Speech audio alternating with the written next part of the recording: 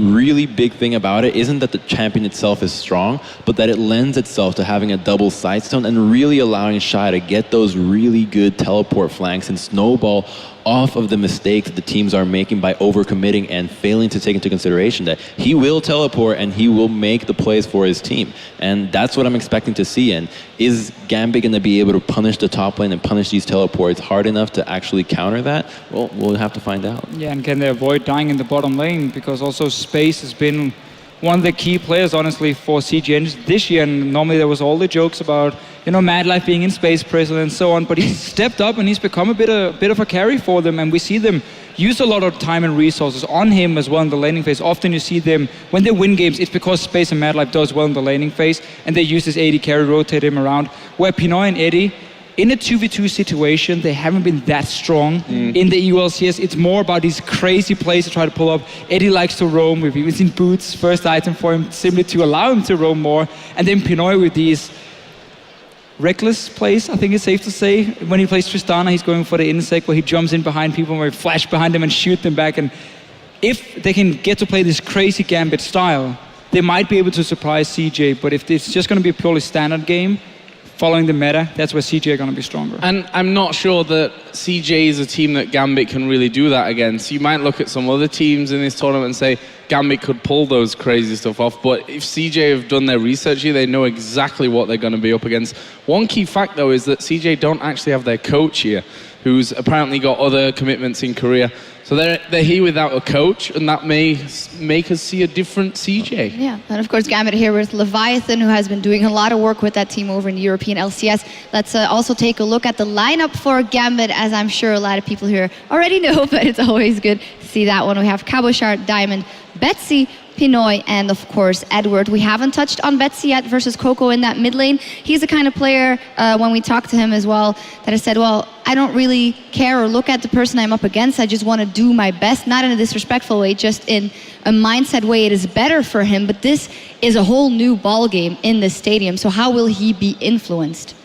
I think it depends a lot on the junglers here. Ambition likes to camp the mid lane and get Coco ahead in that lane, and what we've seen from Betsy in the EULCS is if he sees an opening, he's going for it. Like, he's not afraid to go 1 versus 2 or like dive you one-on-one in the laning phase and try and get some kills, and that's where Ambition can punish him if he comes in for the counter gang or like just 2v1s him basically and shuts him down. Because Diamond, we know he puts so much focus on the top lane, and that does mean Betsy needs to calm down a little bit, and as a young guy, he's fresh out of solo queue. Once you step on this stage, you really want to prove yourself, and that can maybe bite him in the butt. I think one thing that I really want to point out on this one is the fact that a lot of times, you know, Space hasn't shown that he has the best carry prowess, but he has won a lot of games. But the champion pool isn't necessarily the hardest of carries. He plays mostly Corki and Sivir, and a lot of times, because this CJ team likes to focus so much on the mid lane, go with the double sidestone, get a lot of wards, Mad Life a lot of times will sacrifice the bottom lane, get a roam on mid lane, and really try to snowball that out. So I think that perhaps being able to focus Betsy even more by sacrificing space could be a good way for CJ to pull off a victory here. I'd agree with that, and my main point about Betsy, my main worry really for Betsy is, if we look at Fox from SK, we saw him walking looking kind of nervous, forgetting to buy a trinket at the start of their first game. Like, how is Betsy going to turn up here? And of course, it depends a lot on a player's personality. Some people will walk in here and be like, this doesn't faze me whatsoever, but there are also those personalities where they will go, especially if they get camped hard and die early on in the game, super hard to turn that around. Yeah, we know though that Gambit and their coach Leviathan put a lot of focus on like their mentality and attitude in the game itself. Diamond had an interview a few weeks ago saying it's basically fixed all his problems. He's no longer, you know, tilting after they lose a scrim or if he falls behind in the game. So maybe that can work for Betsy in his favor. But nerves, and again, as a young guy, you playing on the big stage for the first time, that can be tough to deal with. Yeah, sorry, I was just noting down because we got the poll results in from the guys that have been voting on the website, saying that 51% thinks that Gam is going to win, 49% thinks CJ is going to win. That strikes me as a little bit odd just because of the fan support that Gambit has had. Come on, it's Intel Extreme Masters. We all know that Gambit turn up for Intel Extreme Masters. You know, we looked at the Intel Extreme Master Cologne, which they of course won, and we were like, this is a weak Gambit team right now. They're probably not going to do that much here, and well, they won in typical Gambit Intel Extreme Masters style. So they're going to come here feeling confident, and with Leviathan there, like you said, he's given a lot of help, in the psychological side, really, of the game. I think that Gambit can pull out some shocks here. I agree. I agree as well. I mean, they can surprise. If Cabochard gets a carry champion and you get a big 5-on-5 team fight, Gambit can surprise CJ Entus. However, they are a team built around players who's been, on the scene for multiple years. Shy, Mad Life, they go way back. So they've been here, they've played these big tournaments. But what about Gambit? They also have some of those members that played together for so long. I'm not saying that's a problem. I'm just saying for CJ, I'm not expecting them coming in being like, oh, we don't respect Gambit at all. We're just going to do whatever, and suddenly we lose. Like, I don't think that's going to happen for them, but I think it's going to be a very explosive match and very exciting to watch. You mentioned Cabochard on the carry champion. We know he likes his Morganas and his Kennen especially as well. But we did hear from Monty and Doa before I say you can't play that versus CJ Entus. That just won't work. I think it just might if they run it with the Sejuani. Just a really strong, hard engage, get rid of Mad Life's Janna, and now all of a sudden you only have the Nami to worry about for the disengage. And Eddie has shown that he can play Morgana as well. A Kennen with Black Shield, as we saw in the Cloud9G Tigers game, can get into the backline really easily. Couple that with a Sejuani, and I feel like you could play the Kennen into a Korean team with that lineup. Yeah, I love that you say it, because we often see Gambit first pick Morgana and then swap it to the support and then simply take the Kennen later on and kind of like mind game you a little bit. People think it's going to be Cabochard top. So they have played this style before and they pulled it off. So yeah, I agree 100%. They can go for it. Thank you. Yeah, you also said I love you. I don't know if you... I heard that. Yeah, I heard that. I love you, Crumbs. Is what I heard. I that do a love beautiful you, man? Crumbs, and I love you, Beard, so much. Yeah. Very jealous. That's why he's here. We're, there's two different all a styles little bit here. in love with Crumbs. We got the fluffy here, and then we got the beautiful setup from Crumbs. Thank and then you. we got the Dane who can't grow anything. That's another story. No, but guys, I would love to keep talking about your beards, but we have a game on our hands. And Gambit, Elke, if we're talking about it, Cabochard does have a really good chance if he gets on a carry champion. Betsy is kind of a wild card. Diamond on Sejuani could do a lot. So to me, it's mostly the bottom lane that will make the difference. I agree on that part, because Pinoy for me is such a weird AD carry to describe, because he has games where he's playing perfectly safe and he just sits back and he does everything you normally would expect from an AD carry. And then next game he jumps in 1 versus 3, he gets like 1 kill, then he dies, and you don't really know how to explain his style. He's super reckless and like careless in the way he plays, which is both good and bad. It can go completely wrong for him and we can criticize him, or we can say, wow, he just won the game because he jumped in and killed Mad Life. Yeah, Amazing actually called him Pinoy Jenkins. I thought that was a Fits good pretty find, well. just jumping in that one. If it comes to standard lays and standard start, the CJ Entus is the kind of team like GE Tigers who can go even over a little behind and then just roll over because of their team fight coordination and vision. Of course, absolutely. When they come, a lot of the wins from CJ have been making a lot of flanks and trying to come back in these team fighting environments. It's a team that has been always really good at team fighting, and I think one of the really key factors in that has been Shy being able to carry on tanks. Now he consistently gets multi-kills on champions like Mundo and has really good target selection on Maokai, especially with the Righteous Glory build that we see on all the Maokais nowadays. And Mad Life, when he plays champions like Thresh and Annie, even though they haven't been the primary champions for him this split, he's still able to find the engages and are extremely well coordinated with Ambition, who on Lee Sin, excellent champion for flanking. So I wouldn't be surprised to see a CJ perhaps take a small deficit in the early game and be able to come back. And I wonder actually if, they want to go the whole Kennen route, whether they'll even think, Mad Life, if you look down his stats, do we take that Janna away from him completely? Is that actually in our plan when it comes to bans? I think they should ban it away from Mad Life. Yeah. But I just want to see if Gambit can finally play a game where they don't really make mistakes in terms of the strategy, because normally what they do is to get a big lead early on, and then they don't really know how to pull it off, and that's where CG Entus will have enough time to go late game and just pick the right fights. We'll find out in just a bit and also see the picks and bans. But first, we got to see the teams, and Chobra is ready to introduce them to us. Thank you, Shocks, and we are indeed ready to see the teams. We've gone through Group A so far, but we have so much more waiting for us here in Group B. Truly a staple match in League of Legends, and of course for the Intel Extreme Masters. And what a better place, or none better than a place here like Katowice in Poland for the World Championship. First up, the team coming in from the Intel Extreme Masters circuit, winning in Cologne, it's going to be Gambit Gaming!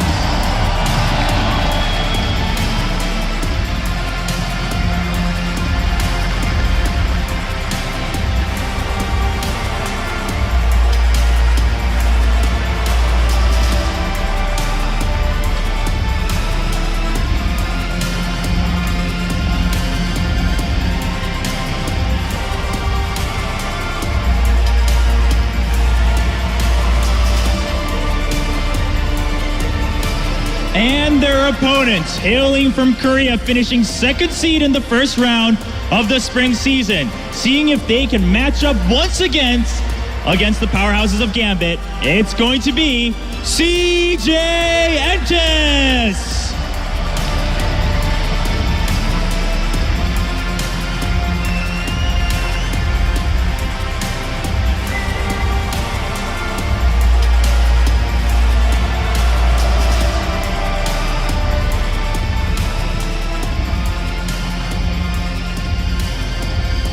There's no much more to say. Are you ready? Then let's get right into Group B here at the Entus Extreme World Masters World Championship back at the expert desk. Thank you, Chobra. I'm ready too, and that's because of that intense bass every time the teams come on. You cannot be not hyped. Now, I'd like to bring this up from the previous instance that we had and say that you said I love you and I didn't answer it back. I'll say it now. I love you, man. Now, for this pick and ban, though, it's gonna have to be, in my opinion, really focusing on the top lane. Now, I bring it up all these matches, pretty much top lane. It's about the teleport that is so important nowadays because the top lane allows you to impact every lane. A gank happens bottom lane, bam, teleport, countered immediately. What I think Gambit has to do, bait out the teleport from Shy, and all of a sudden you got Cabochard bullying Shy and snowballing really heavily up there. Sounds pretty easy, honestly. I mean, despite Shy's teleport, he's normally one of the best in Korea and using it, but still. Yeah. We talk a lot about the top lane, different style from Shy and Cabochard, the carry and more the frontline tank. Yet, most of the bans we've seen so far today, it's often around the jungle here, and we see whoever gets that Rek'Sai really has the early advantage. I want to see if CJ is fine giving Rek'Sai over to Diamond and Gambit, who's on the blue side, and then take like a Lee Sin for Ambition. I think it's an okay trade to take, but then you got to get the likes of maybe a Janna coming in from Mad Life, which I would expect to be banned away, especially if Gambit want to run this cannon here. You got to target some of these disengaged supports to make it work. Indeed.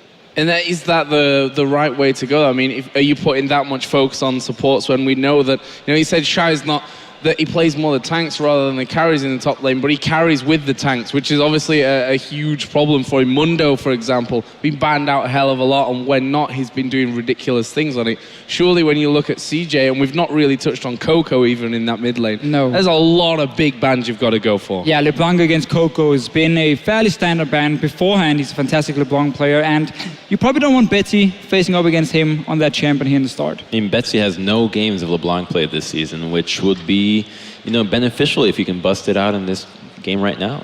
Well, we are going to be dropping here into the picks and the bans. Of course, Gambit starting out here on the blue side have first choice.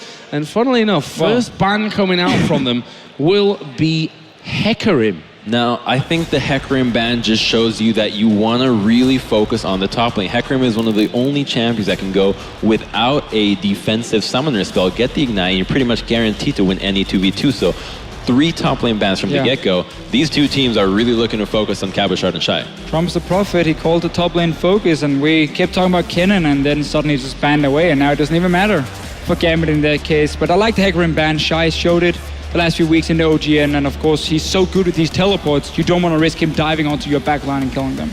Now there was Zed taken away against Betsy, 2-0 in the European LCS with that. LeBlanc then taken away as well, 3-1 record for Coco, a dangerous champion for him. I think it's wise that Gambit get rid there. Yeah, and we see as soon as Zed is banned, that's where Gambit says, okay, that was our counter pick to the LeBlanc, so we have to ban it now. Rek'Sai is still open. Again, CJ, they can give it over to Diamond. He's been great on Rek'Sai, but we've also seen him play multiple other champions, even the likes of Evelyn. Speak of the devil. That I'm not a fan. Okay, so Rek'Sai banned away. Nidalee should be coming in then for Diamond here, or Morgana, which we know they like to take over. A concern here, though, is the fact that Janna has still been left open for Mad Life. So if they choose to go for a hard engaged composition, even though the cannon is not there, they have run Sejuani, which offers you the ability to go for that really hard engage. Janna, especially if she goes with the build that Gorilla has shown to work with the QSS early, would completely shut that down. Honestly, if you go Morgana here for Gambit, you don't really give away the Nidalee because we know Ambition doesn't play it, even though he's a former mid laner. He can play it. He hasn't shown it yet. So if you got Morgana at least, now to take Annie in this case, but had they taken this Morgana, they could have built a bit of a poke comp, which doesn't really care about that Janna. later on. But it seems like instead, full-on hard engage from Eddie. Surprisingly enough, though, Ambition has actually played almost 30 games of solo queue of Nidalee as of recently and has almost an 80% win rate on that champion. Oh, now he's going to pick it too. Well, my friend, that's not... There's a reason why I'm called the Prophet. Doing pretty well here at least. Scouting the solo queue and everything. I really don't understand any first pick though from Eddie. Yes, Surely MetLife, there's better options as a first like pick. Lissandra, Nidalee, Morgana. I mean, there's a lot of options coming in instead. We know MetLife prefers to play the disengaged supports. Yes, he can play Annie, but it's mainly Jan and Nami for him. So it's not even a takeaway in that case, and it's not really a flex pick either. We've only seen support Annie coming in from Gambit, so I'm a little bit surprised about their first pick. If you go for the really hard engage, now I'm still really hoping for that Sejuani from Gambit, or I guess Lee Sin, but just something that can really get on the back line and instantly pop them, I think they really have a good shot on what they'd be going for. They're going for the Lee Sin and the Corki. Now, Corki is a champion that offers so much magical damage in the mid-game power spike as well that lends me to believe that perhaps an Aurelia pick coming out from Cabashard would eventually, because you need a little bit more damage because Lee Sin doesn't pack that much in the late game. Same goes with the Corki, and it lends your top laner to be a physical damage carry because you already have the magic damage from the Annie and the Corki. I think Gambit can be fairly happy that they get Lee and Corki after first picking Annie there. I mean, Sure. Corki is the favorite champion of Space up until now, played in most games on it, 4-for-4 record. But what does that now leave open for CJ on the other side? We can see double AD carry come in for them with Ezreal mid lane if they want to. They've played it before. It's going to be an all-in kite composition. I'm still expecting the Janna for Mad Life. You have Lulu top lane. Okay, Nami works as well in this case. And now with Ezreal mid lane, we might even see like a Giacomo composition for them, which is so hard to play against unless this Annie can flash tippers perfectly in the mid game. Because once you go too late game and you get QSS and everything on your AD carries, that's where suddenly Gambit won't really find any ways of engaging the fights. Now, I'm really worried for CJ right now because they're picking such an incredibly difficult team comp to execute without having any frontline. You have the Nidalee, and if you want to run the Juggernaut double AD comp, you really don't need that Nidalee. You have enough with the double AD carry. Right now, you don't have a tank. You don't have anybody that can really stand in the front line and soak up any damage for your team. So this is a very difficult team comp to execute, and absolutely love the Twisted Fate pick. We have seen it work against the Juggernaut Jarvan top lane. and can really get into the back line, and just if Kog'Maw mispositions a 2-second stun, nullifies the entire comp. That's very true, but we have seen CJ and G Tigers run these Giacomo compositions, these kite comps where they don't have a front line and they play so well around it anyway, because everyone knows exactly when to go and deal some damage back away. When you have Nami Lulu buffing up a hyper carry as well, you need 2 or 3 hits and a target is out of that fight. So for Gambit side here, Jarvan top lane, I've heard them talk about it a few times. Normally you run Ignite with it as well, not a teleport, and it's just all in win your laning phase. TF Jarvan together, that's a fantastic combo of basically shutting down Shy on this Lulu. He's gonna die multiple times. Like, you can just dive him easily after level 6, not a problem. But really Gambit's composition here, they have to snowball early on. Otherwise, this comp from CJ is gonna completely outskill them. They have the tools to snowball this perfectly. The Annie is going to be able to always lock down the bottom lane of a Nami Kog'Maw. 0 mobility, 0 defensive spells to get out unless the bubble lands. Any Annie flash stun will get this comboed with the Twisted Fate. Now, I wouldn't be surprised to see Space take another cleanse in this matchup, but we're not going to see it. No, and also Ezreal mid lane doesn't really offer any pressure on a Twisted Fate at all. Ezreal is a fairly passive laner, and he's not even, I mean, yeah, you can use your ulti to push the wave, but then you won't have the side lane pressure in that case. So TF should find openings to go to these side lanes here as long as Betsy plays it well. He just got to be careful very early on that the Nidalee doesn't come in and like really set him back, and then he can choose the lanes he wants to go to. Yeah, we will see a cool draft coming out here from Gambit. We'll see what they can do with it as we get on the Rift right after this.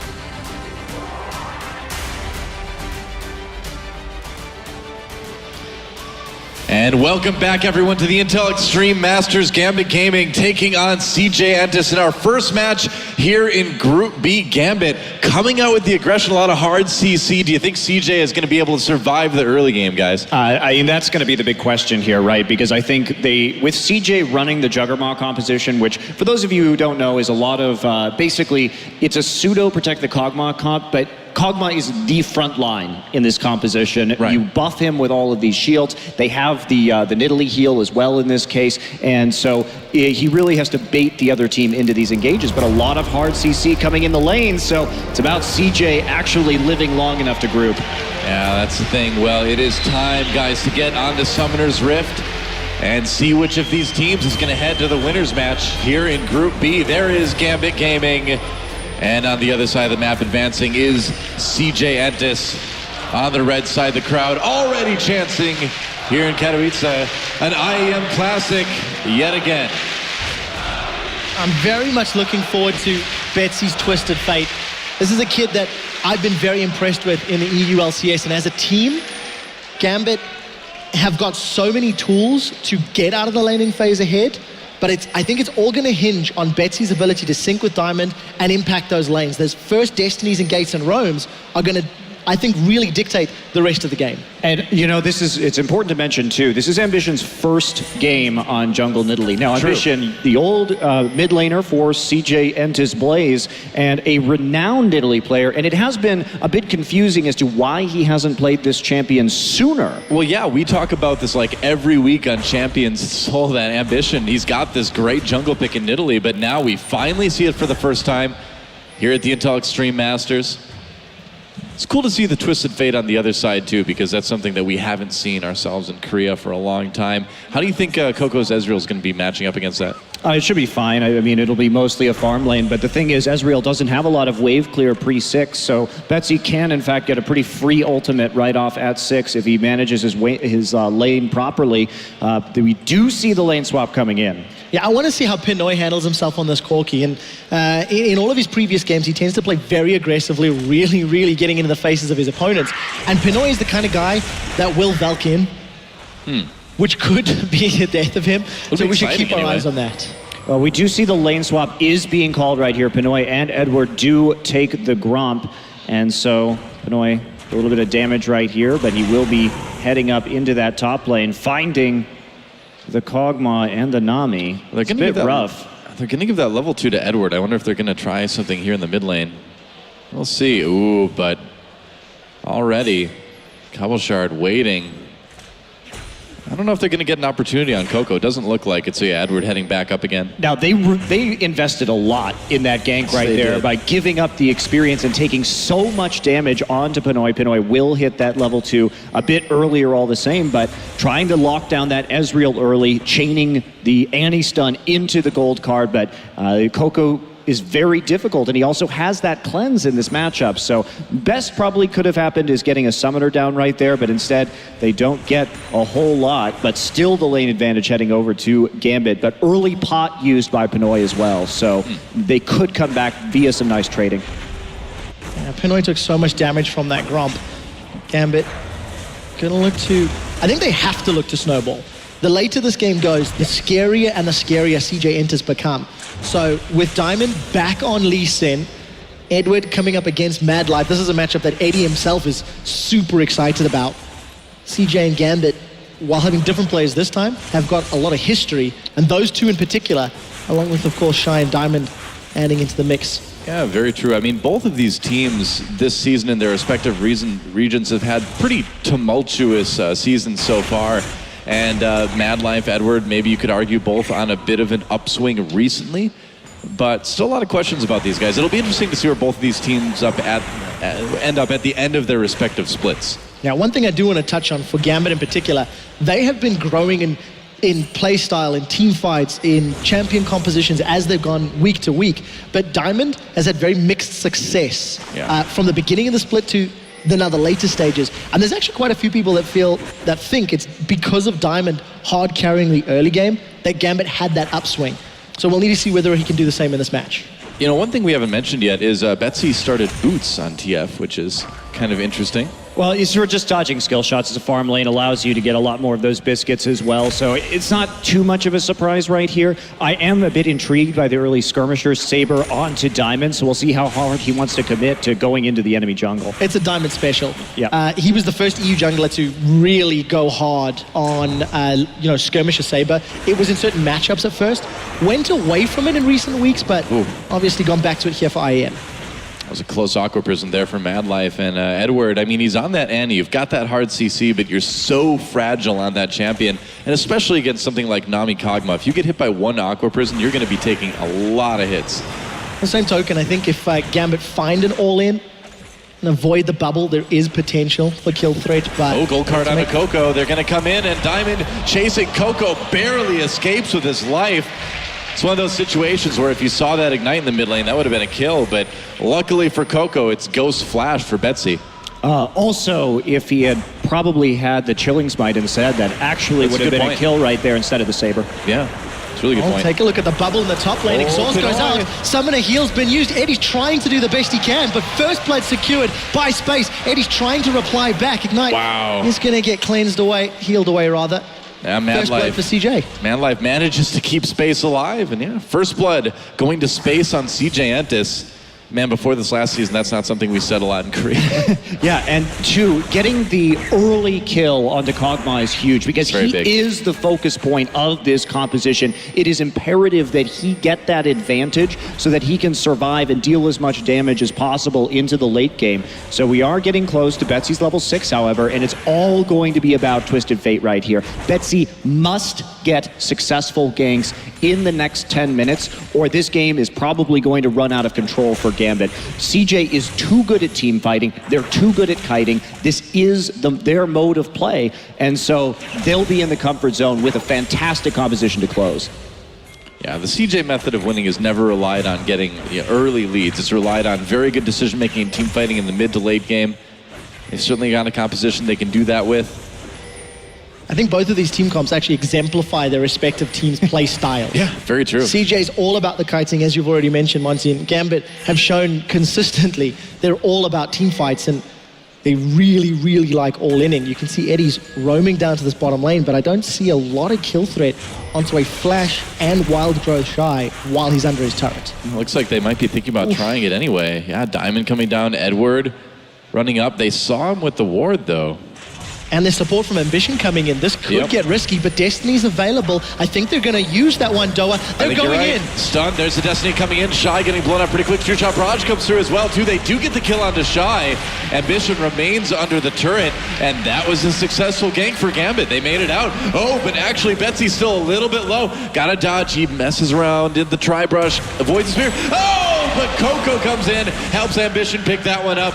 Diamond on the run now as Mad Life comes down as well. So in the end, 1 for 1, but it was a kill for Gambit. Was it enough, Monty? You're shaking your head, man. Well, you have to make that kill and then obviously not die afterwards. Betsy giving one back to Coco. They don't have any tools now to get pressure on the map. And in fact, they all get chunked out. And look at this. Mad Life and Ambition instantly in the enemy jungle getting those deep wards in. So you can't trade right now. Gambit is really, really kind of all in with this strategy. And you have to make those clean tower dives. And I think their choice of going on to Shy, you don't want to play against Shy's teleport. Shy is a fantastic teleport user. He will show up on the other side of the map. So they try and do it over there, but Mad Life was already en route, and they didn't have the wards to make sure Ambition wasn't there.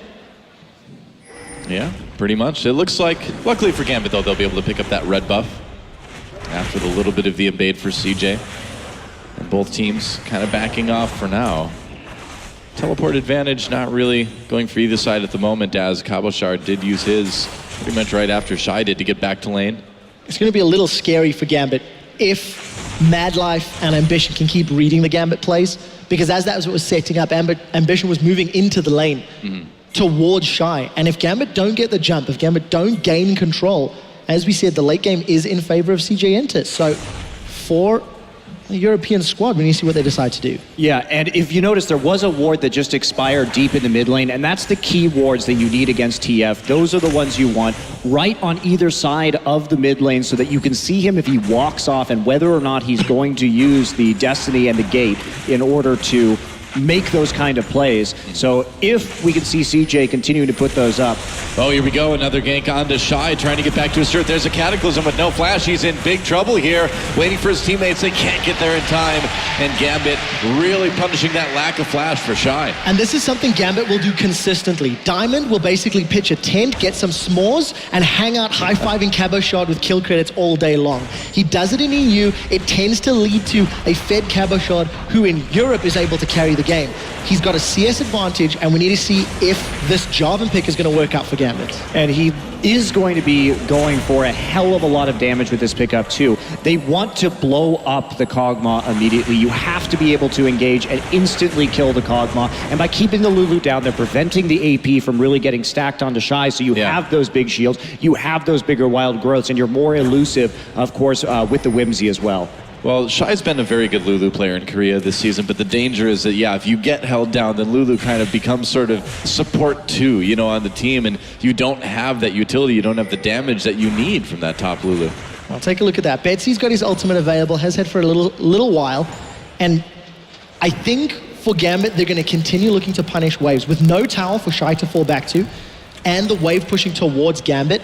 I'm interested to see if Cabo Shard tries to freeze it or tries to hold it, make Shy's life a little more difficult, force some more decisions to be made about where he moves around the map. But for the time being, Gambit holding even a small advantage thanks to having that tower killed in the bottom lane. And of course, Cabo Shard is going to be so dangerous here if he gets rolling as well, because part of the strategy for Gambit has to be to split push into this game, because if he goes for this full damage Jarvan and he continues to build into a Hydra, he's going to be able to push so effectively, and with the constant threat of Betsy TPing into his lane to finish off kills, who on CJ is going to hold the lane? It's very difficult. They are going to lane swap and let Shy move a little bit forward.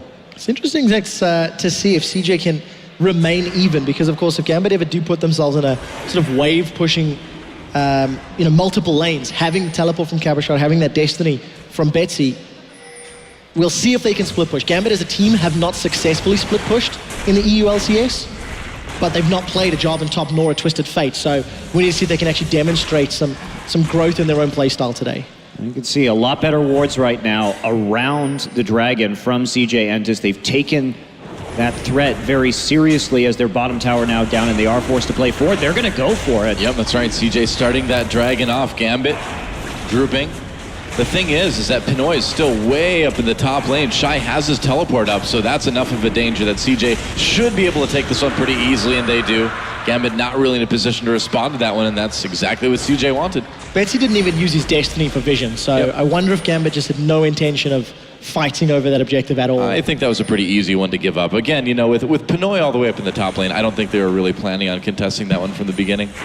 I mean, they couldn't because of that, but at the same time, Gambit does need to snowball now and start getting those objectives now. They can't be giving up things for free when they do have a lot of TPs available. They're going to lose this bot turret too, maybe. Pinoy late to recall on the top lane, maybe a little bit greedy with the wave, and this is going to cost a tower, so CJ going to even up that tower score. This is really poor defensive play from Gambit coming in, and we'll see if they make somebody pay for it. Well, and they have the aggression. Oh man, Shy getting jumped on again. He manages to get out of the Cataclysm. Betsy comes out, lands a gold card. Another kill for TF. And he'll be able to get out fairly cleanly, it looks like. And again, off of Cabo Shard's laning, but Betsy gets the kill credit. I think that's very important. 2 Destinies used, it has resulted in kills, and it's going to get another tower. And Lulu, too, a champion that isn't very useful late if you fall this far behind. So Shy really going to have some work to do in the late game. But Coco's been left alone to pretty much free farm right here. And Ezreal is one of his best champions, and he has shown time and time again he's outplayed Faker on Ezreal in games previously. So it's something that you have to take as a very serious threat here. And I'm curious what he's going to be building this game. If he's going to be going for Trinity Force next, or if he could be going for the Iceborne Gauntlet instead, which in this situation may be a bit better. It will prevent him from getting blown up by Cabo Shard, and they need a lot of ability to kite. Yeah, and you notice that Edward, he's also gone for an early distortion on his Moby Boots upgrade. Every single thing about Gambit's team comp is just engage, engage, engage. We've not seen Eddie necessarily have an impact yet. In the landing phase, the head-to-head didn't really go his way, but there is a big CS advantage for Pinoy. 30 overspaces Cogmore, so that's nothing to be sniffed at either at the 15-minute mark. Yeah, and also the distortion enchantment on Betsy as well. So this is a very focused Gambit. They came in with an interesting strategy, and it has given them a small lead at this point in time. So whether they can hold it out into the late game, obviously they've done some work on Shy so far, and Shy again having to fall back to a tier 2. And more importantly, if Gambit can make use of Pinoy's power strike, he's just finished his Trinity Force. The rest of the team has been moving at the right time, but it was Pinoy that was late leaving the top lane that cost Gambit a tower. They can't afford too many of those mistakes. Yeah, this is great. You're absolutely on point. Look at this. Everybody moving right into the mid lane right now. And they don't have great wave clear. Coco has to ult in order for them to really make short work of these waves, and they could just group and push for the time being. You know, Ambition's Nidalee, we did talk about him being such a good Nidalee player in the mid lane back in the day, but he hasn't really been around that much. He's gotten a lot more farm than Diamond, but Diamond's been creating the kills. I wonder how a Rengar pick would have maybe worked out in the place of this Nidalee. Well, he was still there to counter gank with Nidalee in that bottom side, and look at this, more action. Edward in the bush. Wow, Ambition doesn't check it. They're going to turn. There's the Timbers. Ambition taking out. The gank comes in anyway. They don't even need it. Meanwhile, Diamond in a little bit of trouble. They'll be able to back off, though. Ambition just walked right past that bush, didn't he? Well, actually, I think Gambit could have gotten a lot more right there had they planned that one better, because Diamond was in underneath the turret, and they invested both Cataclysm and Destiny into killing Ambition. So they may have been able to clean up even more and perhaps gotten to tier 2 had they saved some of these abilities. Instead, they're going to take a lot of damage onto their mid lane turret from Coco. So there was a lot used for just one kill right there, and Gambit is dependent on these cooldowns in order to kind of keep this game moving forward. That is true, and with the Dragon coming up in about 2 minutes, they're going to need to be very, very careful about how they use this when that gets a little bit closer. Pushing up that mid lane for now. I honestly think a better use of Gambit's time was pushing the mid lane right there, because here's the thing about Twisted Fate. If you get that outer ring of turrets down first and you have that advantage, you open up so many ways for TF to outplay the enemy team. They had that Trinity Force power spike before Kog'Maw completed his. Now they may get it. Well, we'll see if they can commit. Diamond and Cabochard are all the way towards the top half of the map, so not a full complement of Gambit members in that mid lane. Shy 0-3-1 this game. He's been held down pretty fast, but he has managed to finish that Morellonomicon. Just in time, too, as that Dragon is coming up in about a minute now. You can see CJ trying to take vision control around that area. Oh, Coco takes an opportunity to get some damage in. Got to be careful, though. Gets hit with that gold card. Kick back in. Can they turn it around? Ambition coming in. Manages to get the kill onto Diamond now. Cabochard on his way out. Space putting a lot of damage in on that Kog'Maw. This mid lane turret may be in a little bit of trouble now. Yeah, still a lot of wave clear, though, but good for CJ. Yeah, they really turned that around instantly. You can see the speed at which some of these TPs are coming in from CJ. Now they have that 30-second timer. Diamond will be back up in Ambition. I think he's going to get dunked, and he is dunked. That is a lot of damage coming out of that top lane Jarvan, but that's what happens. And something else to point out, that mid lane fight, Pinoy was once again not in the right place at the right time. He was down bottom. As the engage started, Gambit tried to jump into CJ, and then as Pinoy was roaming up, he was late to the party. Gambit already lost a member. Yeah, still, that was a great play by Cabochard to turn this one around. Found the jungler at a crucial juncture, because now Dragon is live. Ambition still down for the count. Yeah, that's right. If CJ can hold off long enough for Ambition to come back, then that lack of Cataclysm for Gambit may be a little bit of a disadvantage, but it looks like they're going to start that Dragon right now. And is there anything CJ can do to stop this? They don't have to fight this at all. Maybe they'll try and land some pokes, see what they can get from the outside, but the main thing is preventing any further objectives from being taken, like the mid lane turret. I really like the fact Pinoy was trying to zone away CJ, get some rockets down Betsy for backup of those wild cards. So Gambit secure the Dragon. Actually, thanks to Cabochard finding the kill, which was thanks to having a ward in that part of the jungle. But now can they defend? Again, Pinoy went bottom lane. Gambit most likely going to lose this tower. Can't rely on Twisted Fate alone. And this is the thing.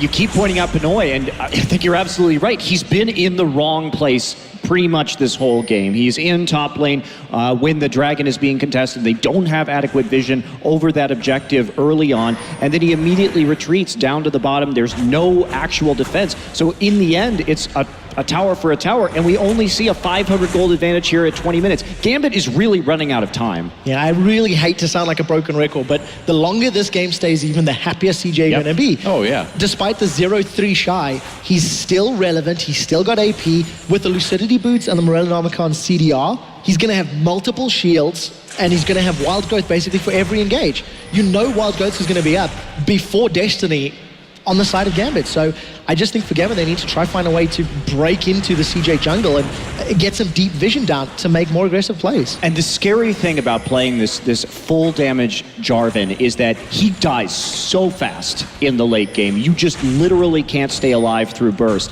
If you're lucky, you'll jump onto somebody on Cataclysm and hit them down to 50% HP.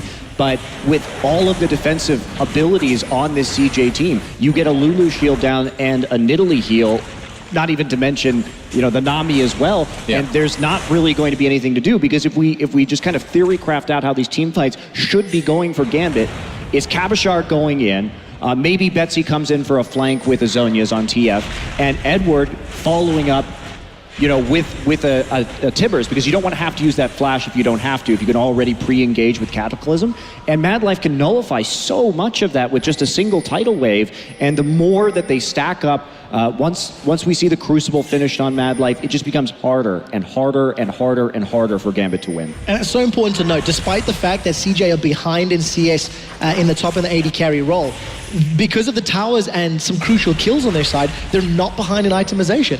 So No, not at all. Gambit's like window of opportunity gets smaller and smaller and smaller, and the longer they're not engaging and jumping on CJ, the happier CJ will be. So, Well, that's the thing. I mean, Gambit has been able to get in there and make early kills, but every time they have, CJ has been able to answer with an objective, answer with a turret, and at the very least get kills of their own, relatively keep up in CS. So how Dead much kitty of a cat window incoming. really was there? Yeah, Ambition hops out of it, flashes out the Cataclysm. There's a flash from Diamond. They kick him away, though. They get the turret in mid, but Ambition escapes, and they used, again, a lot to try to take him down. Yeah, kind of a preemptive kick from Diamond right there. That wasn't going to be enough to actually get the execute off. So Ambition actually saves his skin. They do take some jungle on the way out, and at least they get a turret for it, start to open up that gold lead again, but it's 1,000 is very small. something we also have to highlight, I was touching on CS for the lanes, but the jungle disparity is massive. Diamond's 66 CS to Ambition's 109. For a guy playing Lee Sin, he really needs to have a bigger impact in this early game, and it simply did not work out. Is this going to steal? Nope. Not quite. It was close. It was close. They got me excited, the observers. That's true. It's not Faker's. It's not Faker's Ezreal. It's Coco's Ezreal. It's good. It's good, but two-shot barrage steals aren't quite as much there. But yeah, you're absolutely right about the two junglers. I mean, same kills, same assists. Here we go. TF coming in. It looks like they may catch Mad Life. Whoa!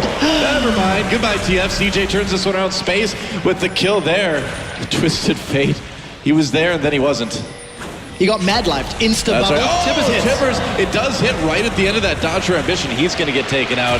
I thought they missed, but it caught him at the end. But Pinoy may still be in a little bit of trouble here. CJ, they get the speed from that shrine. Will be enough to catch up. Not quite. He can still keep on moving. I was There's gonna the say. arcade shift. Yeah, there it is. And the flash will secure it for Coco.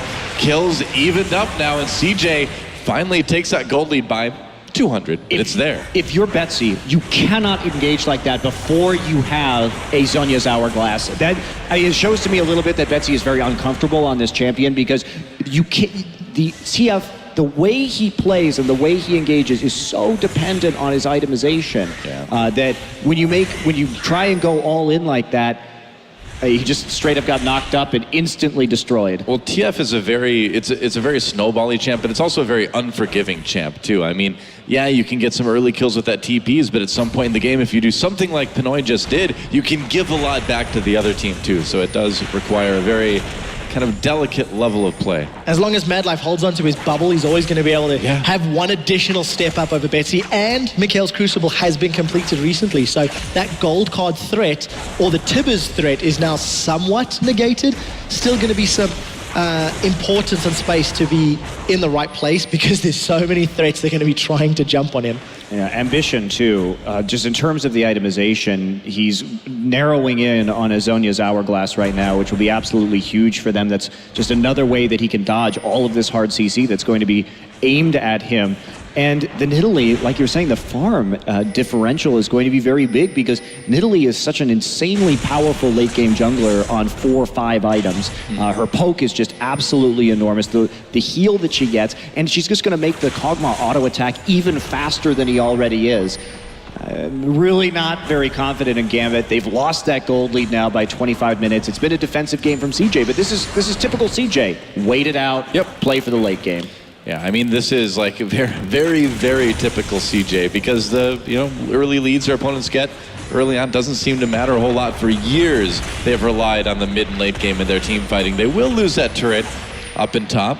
Small misplay, I think. But then again, CJ don't have the strongest wave clear, so it would have always been difficult to defend that tower anyway. I think they'll trade it for a dragon, though. I do think there is a tiny, tiny bit of threat that if Gambit can surprise CJ, maybe from the flank, maybe from a Destiny, because of the all-in damage of the Jarvan and the theoretical damage of the Hourglass TF, there is the possibility to eliminate Space or Coco early, but that is the only way for Gambit to really make a play in that scenario, and it's going to be so difficult to pull off if they get CJ all the way to the inhibitor turrets. There's not a lot of space to jump in behind or Destiny behind for Gambit. Yeah, Gambit, this also goes back to the fact that they think they were really too passive and focused on kills. When you get those kills, you have to make sure you're instantly in that right place to continue to knock down those towers and just snowball that advantage. So they got that lead, and then it just kind of slowly drifted away without them pressing and playing aggressively enough here.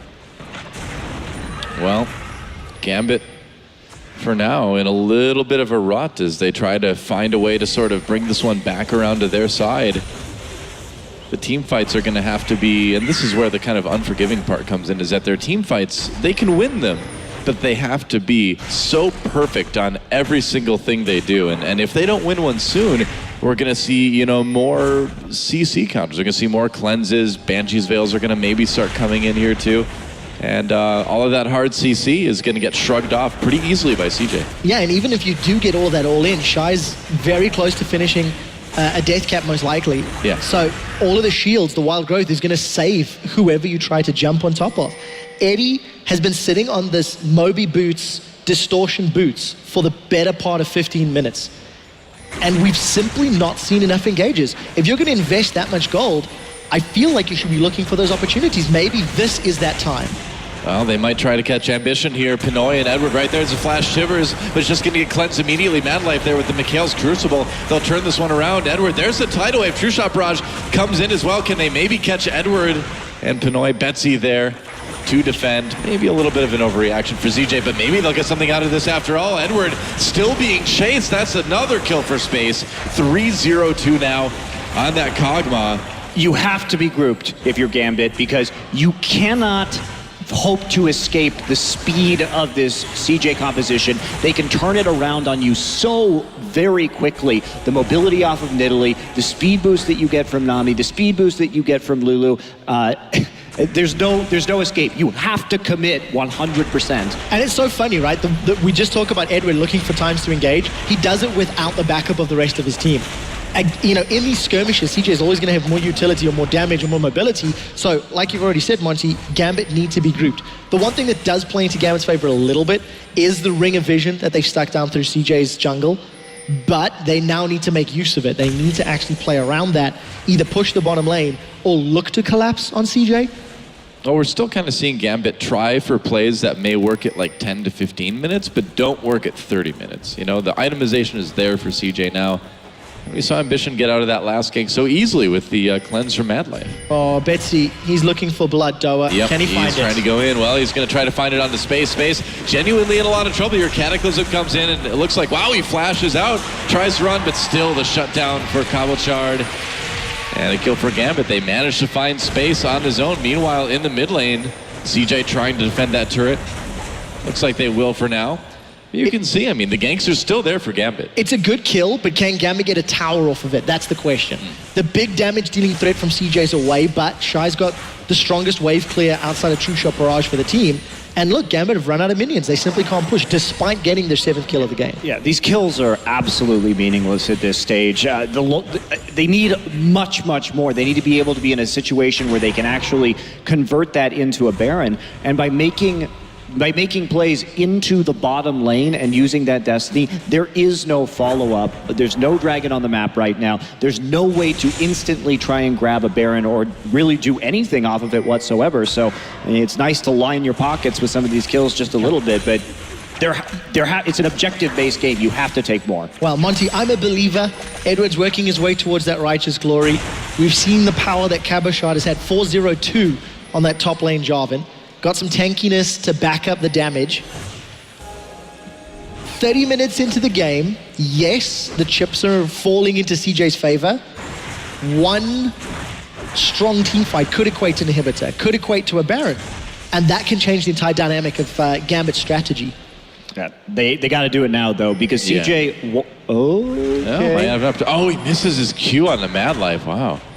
Uncharacteristic miss for a Diamond there. And the thing that's coming into play right now is we're going to see double blades on the 280 carries and double hourglasses on the top end jungle. And at that point, they're going to be able to kite so efficiently and dodge the hard CC that it's going to be ridiculously difficult. So when CJ hits that power spike, they may just start trying to look for fights. So it's going to be the 5 Ds of dodgeball.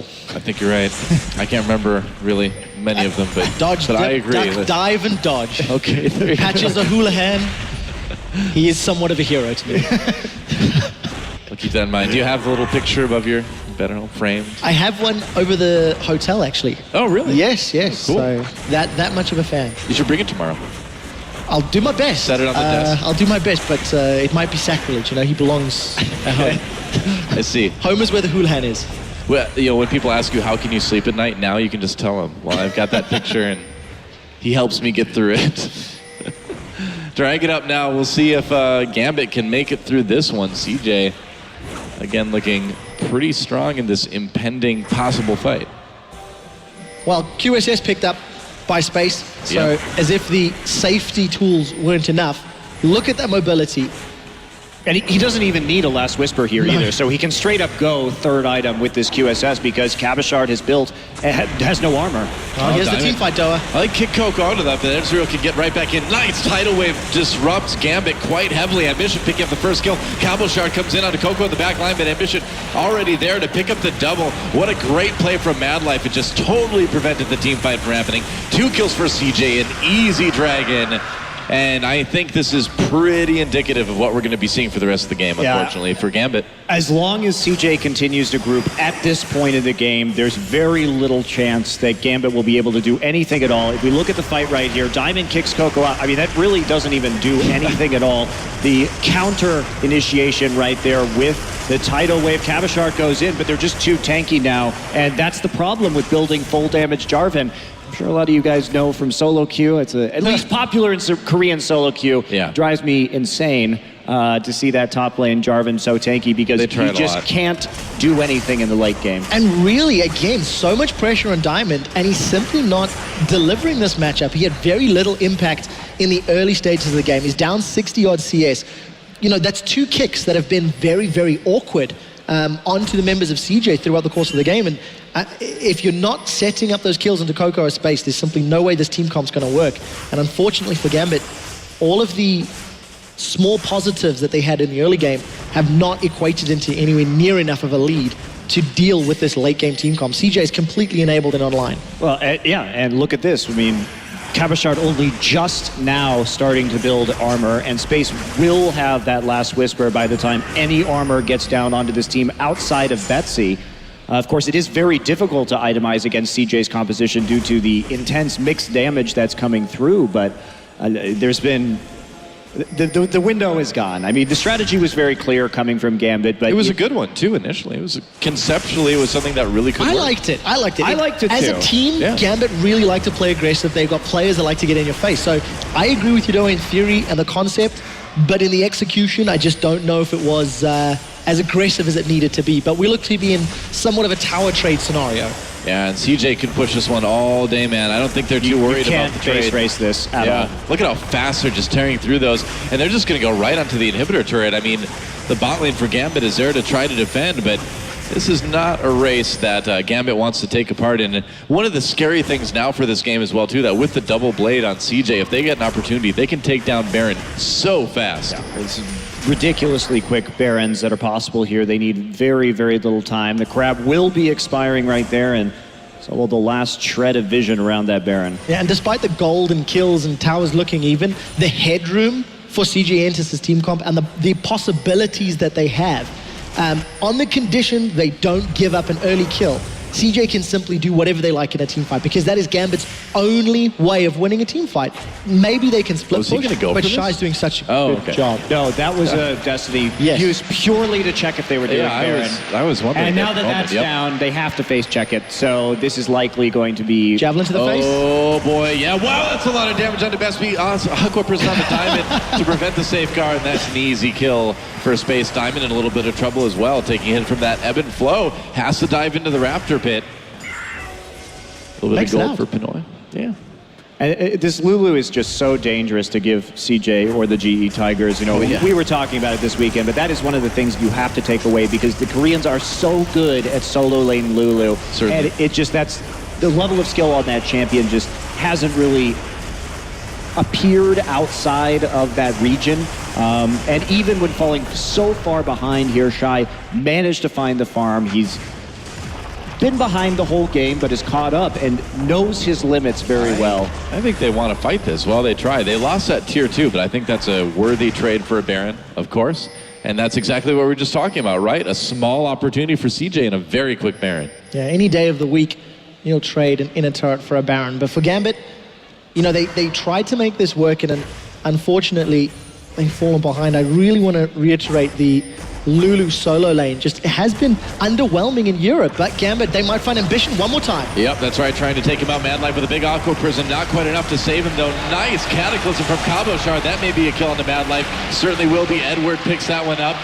And so Gambit still showing they've got some teeth, catching a couple members of CJ in the jungle. And if only that had happened before the Baron was done, because that's exactly the play that Gambit would need to actually contest one of these objectives. And Ambition has been playing a little bit foolishly without vision at points during this game and getting caught out, and he really makes his team pay for it right there. Well, his Nidalee has been okay. You know, it hasn't been really spectacular, but it hasn't been that bad either. And I think one of the problems we've been seeing with Ambition all season long in Korea is that sometimes he does get a little bit kind of wacky in where he decides to walk in the late game.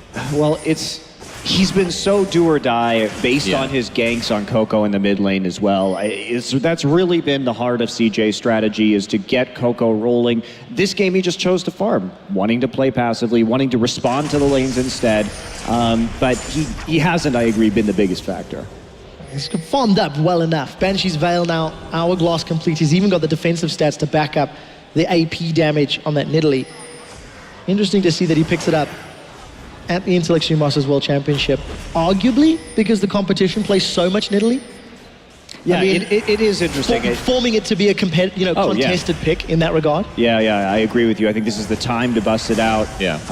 For sure, just because we do see such an emphasis on that jungler from a lot of these Western teams. Well, we knew it was going to happen for Ambition at some point, too. You know, like we mentioned before, he was such a successful Nidalee player when he was a mid laner on CJ Blaze that it seemed natural that eventually he'd move into the jungle Nidalee as well.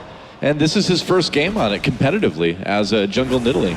Well, he's got the AP to back up his former mid lane ways. Look at all the Gambit wards in the bottom half of the river. There was 5 of them in this area. So there are Were Dragons being started. But again, Gambit, they need to try find the right target. And look at the poke damage from CJ. And also Gambit the heals. Can't find an opportunity. Yeah, Coco did take a little bit of damage right there, but instantly back to full. Now Dragon getting very low. Coco already looking at that team fight. Actually, Diamond stole the Dragon. CJ comes in though with a kill onto Betsy, so getting a little bit of revenge for that one. But I think Gambit, they really do need to prevent those dragons, and I guess Diamond jumping in and stealing, that's one way to do it, huh? Well, that did prevent the 4 dragon stacks onto CJ, which that is pretty would big. have made this game accelerate towards its close, but they're just dashing up the mid lane, and with Betsy dead, they lost a lot of their wave clear right there. No Destiny used, no Righteous Glory used. Gambit were half-hearted in that engage on the dragon. Ends up costing them, but Diamond has stolen a few this year already. Okay, well, here's where we get to see if Space can channel his inner prey and play this Kog'Maw up to the level we've seen the GE Tigers do. Well, the thing about the Juggernaut composition is that Kog'Maw is so fast and so shielded, he can just walk up and shoot the tower. Yeah. And that's why it's incredibly difficult to defend against the Siege, because you do not need a minion wave. And there goes the first inhibitor of the game, taken by CJ. Just like clockwork, just so well executed. Yeah, very, very crisp. The thing about CJ and the thing about the Korean teams in general is that they really know how to get everything they can out of small advantages. You know, they're very decisive about, okay, we got this kill, now we need to move in and do this immediately. And when you don't hesitate like that, you can get them. It's quite funny to see as well, because Gambit's comp had so much threat, but it was also very, very linear. So in order for Gambit to have made this work, they also needed to play around the vision very well, and they simply have not had enough vision control behind CJ's lines. So every time Gambit have looked to engage, CG Entus have been well aware of it. They backed away. If you think of that previous Dragon fight as a prime example. And the only times that Gambit have really picked up kills was either camping Shine Lane or jumping onto Ambition where CJ didn't have that the wards placed. Yeah, that is true. Mad Life here with the Talisman as well, picking that up. We did see it used during that last engagement. Just another tool to get out, kite out of these engagements. And it's and an elixir of sorcery as well. You got to pick up that extra AP. You know, I like the true damage on my tidal waves personally. Hey man, this is just the next step to like Nashor's Tooth, and then you could just go full attack speed damage on me. Oh, Ambition a little bit of trouble. There's the gold card. Zonia's right after that though. Does it give CJ time to respond? Ambition's still in trouble. There's the Cataclysm they use so much, but they do get it. Betsy with the kill there. How is CJ gonna respond? Coco over the walls, got a lot of shields. There's a QE combo though. Tidal Wave comes through, doesn't save Coco. There's a double from Betsy. Pinoy still a little bit low here. They are pushing CJ back, but no. So wow, CJ Space gets the triple kill. Is he gonna get more? There's the Quadra. Cobble Shard already way back though. I don't think this is gonna be a penta, but CJ's trying, man. They're rushing for it. But this Kog'Maw, man, he has reached critical mass. He is doing so much damage now. And that's the thing that works so well in this composition. If you invest as many cooldowns as they did on not Kog'Maw, Kog'Maw will kill you. Yes, that is true. Composition win. That's what CJ happy man. for. Throw it on the front line, throw it on Ambition. It took so long to take him down. CJ clean up. They're going to get another inhibitor from this one. Death timers are still so long. Yeah, the death timers are getting to be a bit of a concern. CJ may be able to push this one a little bit farther. They certainly don't need to, and yeah, they're not going to. But with 2 lanes of super minions pushing through, and like we just saw, you know, well, like we're seeing now, look at everything they use on Ambition. Yeah, Ambition actually dodging the gold card right there with the Zonia's Hourglass, and then the knock-up, so they invest so much into taking out Ambition, and yet here comes the cavalry at the end. Coco right there on the side, the zipping forward Kog'Maw. You start to see how much damage he can do. Cabashard goes in again, gets knocked up, and it's just lights out for Gambit after that. They don't have any more tools to deal with this. Space perfectly happy, face tanking everything in the world right now. And Diamond certainly not able to do enough damage. Space just lifesteal tanks him out of the rest of that fight. Yeah, that's a Quadra for Space. And now Baron, the point of contention for these two teams. Look at all the Banshees fails too as well. The top and jungle still for CJ. Looking pretty safe. The longer Gambit try to dance around Baron in the river, the happier CJ's going to be. They got super minions in 2 lanes. It's just a matter of time until CJ either decide to commit on Gambit to let the super minions do the work or go for Baron. Because again, they're going to melt that so quickly. And as long as Gambit is in the river, they're not defending their base. So it's just a ticking time bomb here until CJ have enough presence either through minions or to maybe catch Eddie out of position. Well, the nice thing that Gambit has had this entire game is that they've had great control over the Rift Scuttler, and that has actually delayed CJ quite. Holy smokes, that is a fast Kog'Maw. Goodbye, Edward. Yep, Kog'Maw is basically a nightmare for everybody on Gambit Gaming right now. He's fast, he's got shields, he does tons of damage. The Juggernaut. Yeah, that is it. That's it right there. And this is why you have to ban Lulu, because the Juggernaut, you don't ban the Kog'Maw, you just ban the Lulu because it shuts it down. It is core to this composition, and it's something that no one really else but the Koreans have been able to pull off. We've seen it work sometimes in China. Snake especially has been running it, but this is the GE Tiger special right here, and CJ delivering. Yep.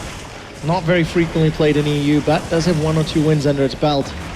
But fact of the matter is, Space is unstoppable, but Cabochard wants some. Yeah, Cabochard coming in, but look at just all the damage to Wild Growth keeping on the left. Tidal Wave comes through, 1 kill for Space, double kill for Space. Corki manages to get one in onto Coco. Ambition returns, but CJ cleaning out this fight easily. There's an ace, only losing Coco. And that is going to be the end of the game. Looks like they were like, oh, we don't really need that inhibitor after all. The Nexus turrets go down. Only Edward up to try to defend, and CJ Entus off the back of the Juggernaut strategy will be able to survive that aggressive early game from Gambit Gaming, take down the Nexus, and win the first game here in Group B. GG. Well, I don't know. They just couldn't push that advantage hard enough, and CJ's a team that is used to just turtling it out and waiting until they can 5v5. I like the theory. I like the team comp. I even like the playstyle from actually both of these teams. Gambit was looking to play to their strengths, but they just didn't find the opportunities. They weren't able to tower dive frequently enough. They weren't able to get kills. A few weeks ago, Eddie said he was excited to play Mad Life again. Yeah, I mean, doubt that feeling's remaining. After that game, yeah, I'd have to agree with you there. But I do think Gambit Gaming had a good plan coming into this one. It was just CJ being able to survive the onslaught from Gambit Gaming and kind of turn it around in the mid and late game. It's fun to watch. Personally, for me, I feel that it's a little too high risk. It is super all in. All in. It is. However, I feel that this strategy, if you contrast it to say how Cloud9 tried to play against GE Tigers, in the context of the team that is playing the composition, I think it fits more to Gambit's playstyle, and especially what's worked for them in the EU LCS. They also didn't do overly aggressive dives. They just didn't do enough dives. Well, for Gambit, it was good. For Gambit, not quite enough in game 1. Time to throw it back over to the expert desk to see their take on the first game of Group B. Thank you very much, guys. Indeed, CJ getting the better hand over Gambit there. But as we got into the beginning of the game and standard lanes, a lot of eyes were on Betsy and what he could do. And actually, he did execute it pretty well on TF in the beginning and timing the right teleports, Fisho. Yeah, it was a good start for Gambit as a team and Betsy as well. I mean, there were maybe a few times where they used a little bit too many ultis to try and get like 1 kill. And they really needed these ultis ready as often as possible to snowball the lead, because it was going to be like, okay, Betsy, go gank top lane now. You get the first kill for Cabochard. Then Diamond will come up next and you get the second kill. Like, that was the way they wanted to play it. They used the Jarvan so well early to get an early lead and get these towers down. I really liked that play. The problem for Gambit was just they hit a bump in the mid game where it felt like they didn't know how to keep pushing that lead. And that's why they got into these big team fights, which were in favor of CJ. I think an unsung hero for this matchup that obviously we'd see nothing about it because it's just such an odd way of playing the game. Well, the cleanse from Ezreal. Now, you'd assume that Lee Sin would want to snowball the entire map for the solo lanes, get the Twisted Fate ahead, get the Jarvan ahead, but all of a sudden the Ezreal with the cleanse is no longer a ganking target just because he can always escape the Twisted Fate. And yes, Twisted Fate can get out of lane against Ezreal fine, but so can Ezreal just because of that summoner, especially against Yanni in the later team fights. Yeah, they had so much protection by the end of it as well. There were Zhonya's everywhere, there were Banshee's Veils everywhere, Scimitar, Talisman to run away if all of that stuff failed for you. It's just almost impossible, I think, to lock a team like that up. Oh yeah, in the end, I mean, once we got full late game, Gambit couldn't win in terms of 5 versus 5. And if you look at the mid game for them, what Gambit should have done with their comp as well was just do a 1-4 split.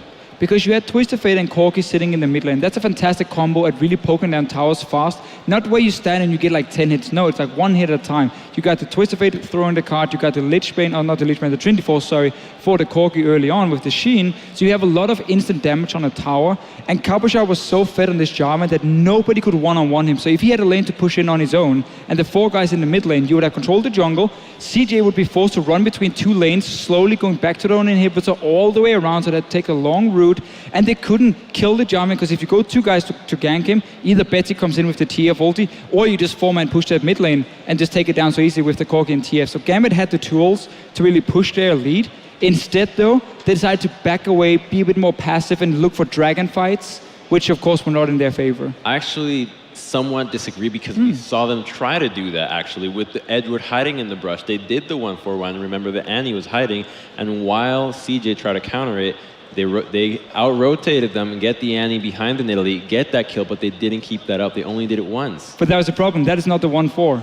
The 1-4 is where you have lane control, you had 4 guys in the lane. Once you push it up to the tier 2 towers, that's where you can walk into the enemy jungle. You deny them vision, you get your own wards down, and you don't play around them being in their own jungle. You play around them having to take the long route around to their towers and being unable to stop a Jarvan from swift pushing and diving that Lulu again and again and again. TF will always be able to move from mid lane to top lane way faster than anyone from CJ can react. And CJ is also not running with any hard engage. So once that TF pulls to top lane, yes, you might have a 4v3 in the mid lane for CJ, but you can't engage because you have no engage. So Gambit just backs away at that time, and you keep moving around these 2 lanes and use your globals, and you are insanely strong Jarvan. It's not about walking in the jungle and just creating a pick on the Annie.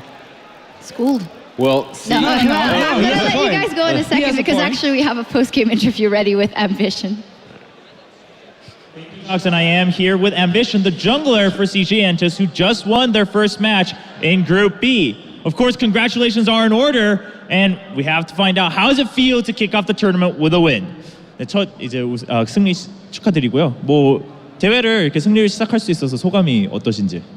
일단 다행히 이게 단판이다 보니까 어느 정도 걱정은 하는 부분이 있었는데 어쨌든 저희가 이겨서 일단 한시름 놓은 것 같아요. Yeah, because it's a best of one, you never know what's going to happen, so we were a little bit worried, but of course it's a great relief to have taken that first win and be able to go to that winner's match. Now, we saw Ambition's Nidalee. A lot of people wondered, why hasn't he been playing jungle Nidalee? He used to play it in mid. We don't see it that much in Korea either. I want to know, has it been a secret strat that they've been preparing specifically for Katowice? 그리고 오늘 이제 니달리 픽을 보여주셨는데 한국에서는 뭐 전체적으로 흔히 보이지도 않고 또 앰비션 선수는 오늘 처음으로 픽을 하셨어요. 이 대회를 위해서 준비를 하셨던 건지 아니면 한국에서는 그냥 기회가 없어서 저희가 보질 못했던 건지 궁금하네요. 뭐 연습 같은 거는 대회 때 안 쓰는 챔프도 어느 정도 하는 편이라서 그런 건 상관없었고요. 갬빗이 보니까 갬빗 상대로 니달리를 거의 다 모든 팀이 배나더라고요. 그래가지고 그게 핵심 픽이라고 생각하고 좀 주기 싫어서 저희가 뺏어온 그런 느낌으로 가져왔어요. Yeah, so of course in terms of practice, we always practice champions that we don't necessarily use in tournament play. So it's not like we've been preparing that in the dark. However, when we were studying Gambit, it looked like Nidalee was a strong ban against them for a lot of teams. So we figured, all right, well, if we're not going to ban it, we should take it away from them to make sure that we don't have to deal with it on the side of Gambit.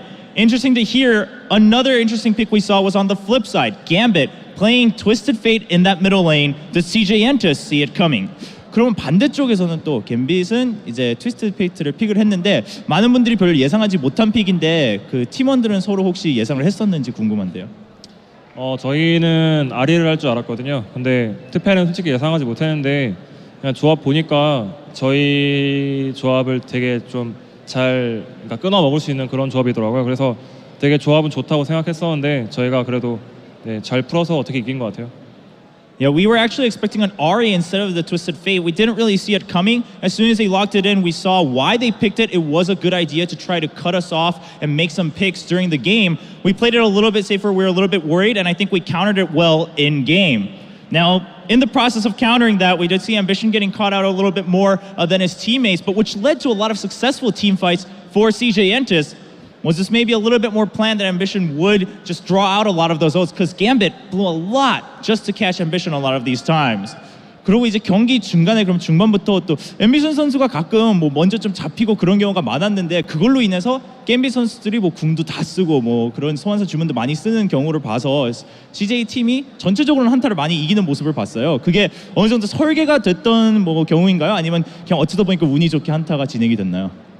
저는 당연히 잘리기 싫었죠. 좀 살고 싶었는데 아무튼 그러니까 저희가 저 빼고 나머지 4명의 조합이 워낙 세다 보니까 상대편의 궁우준호가 좀 높다 보니까 그게 4대5를 해도 저희가 이길 수 있었던 그런 거였던 것 같아요.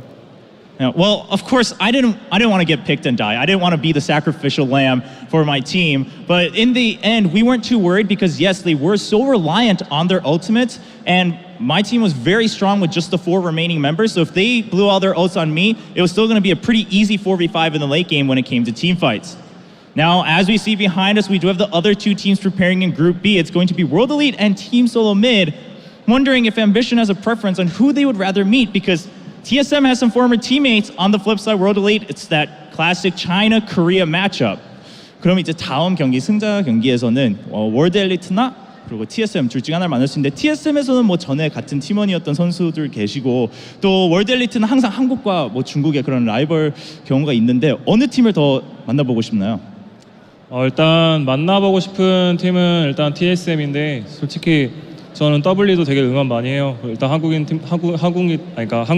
있고 그래서 W도 올라왔으면 하는데 뭐 누가 이겨도 저희는 좀 상관없을 것 같아요. Well, of course, personally, I do want to play against TSM a little bit more, but I have a lot of support for World Elite because they have some Korean players too. Of course, Korea and China, we've always had that relationship as some rivals in the region. So secretly, maybe I'm looking, well, both teams, I'd like them to come up so we can play them. But in the end, it doesn't matter. I don't think it's going to affect us too much. We'll get to find out shortly after this next game between Team Seoul Mid and World Elite. Back to the expert desk.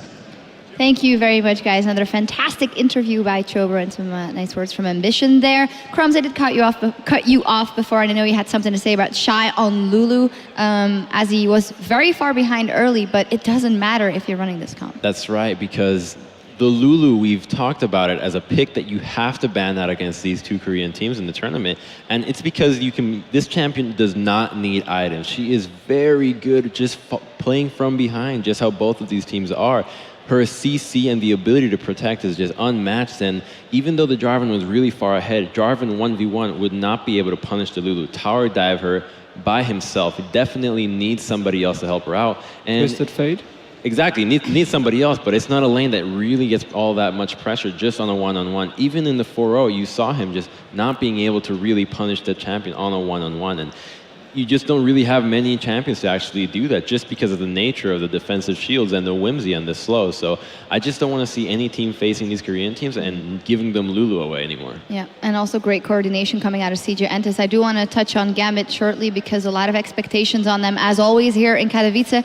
But I feel like those structural problems they have is something we've seen in the EU LCS a lot. The fact that they can't push through an advantage. I'm not sure that they can fix that into the next game, Joe. Yeah, I think that's just a fundamental problem with Gambit right now. Yes, they've shown signs that they're getting better. Diamond, as you said himself that they're in a better place both mentally and in game, but we didn't really see it there. They got to a point where they needed to start making waves, where they needed to start setting up whatever to do something with this game, and they sat back a lot. They're walking around the map. We saw one close to the end where Edward walks up into the top lane as Annie and then gets caught off halfway down. Like, they didn't really know what they were doing, it seemed. And I think that's something that you don't just fix overnight. No, again, as you said, it's been a problem for them in the EU LCS. Typically, they manage to win the late game team fights, however. They're often when they play the likes of Kennen and so on, where they have a good late game setup. Here, it was all about snowballing that early game. And CJ, they managed to really respond well to all the pressure coming in. We heard Ambition talk about how they didn't expect the Twisted Fate, so they had to really adjust to it in the moment, and they did. So full credit to them. They played this kite composition really well, and they won the game. Yep. And we'll see who Gambit will be up against, of course, later. The next game coming up will be Team Solo Mid versus WE. By the way, you can catch previews on both those teams and how they can do here at IM Katowice on thescoreesports.com. And we'll see them on the Rift after the break.